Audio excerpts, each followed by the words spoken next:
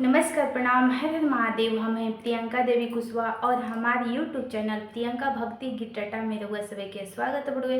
तो रउआ सभी के बीच में बहुत प्यारा सा हम छोटा सा छठ पूजा गीत चैती लेके आ गए बानी। गीत के पूरा जरूर सुनम जा, वीडियो को लाइक शेयर जरूर करब जा। अभी तक ले चैनल के सब्सक्राइब नहीं किया कैले तो चैनल के भी सब्सक्राइब जरूर कर लब जा। कमेंट बॉक्स में लिख के भेजम जा हमारे गीत कैसा लागला, गीत के कहाँ से सुनतन जा।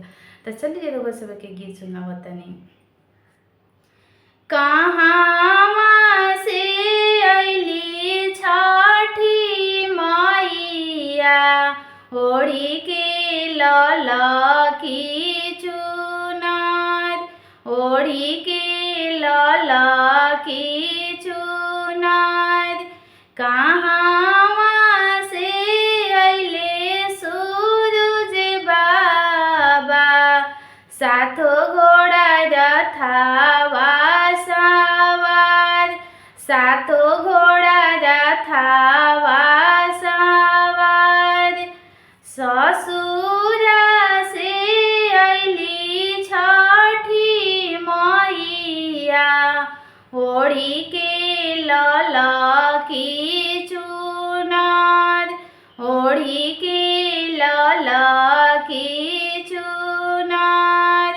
पूर्व से अइले सूरज बाबा सातो घोड़ा रथावा सवार, सातो घोड़ा रथावा सवार।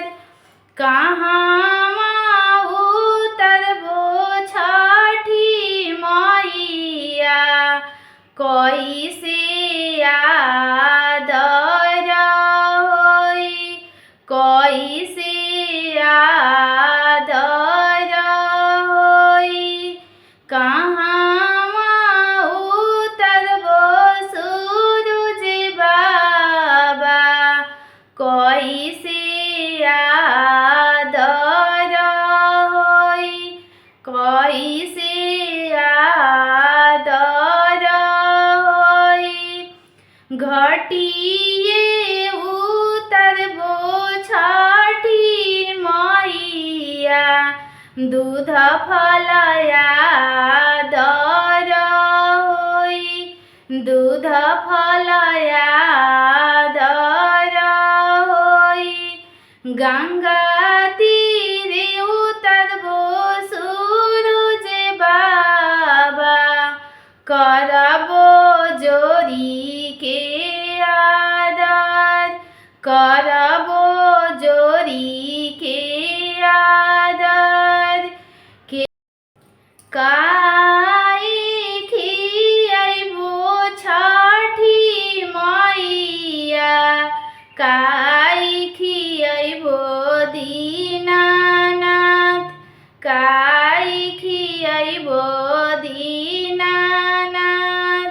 खीरिए जौरिया छठी मैया जोड़ाया रग दीनानाथ, जोड़ाया रग दीनानाथ। काई देवो करबो विदैया छठी मैया दीनानाथ, छठी मैया औरी दीनानाथ। लाल चुनरी छठी माई के देबो, पियरी पीताम्बर दीनानाथ, पियरी पीताम्बर दीनानाथ। छठी माई के देबो पावे पैजनिया, आदित्य मल पियरी जानेऊ, आदित्य मल पियरी जानेऊ। कहाँ से अइली छठी मैया ओढ़ी के ललकी चुनर, ओढ़ी के ललकी चुनर। कहाँ से अइले सूरज माला, सातो घोड़ा रथवा सवार, सातो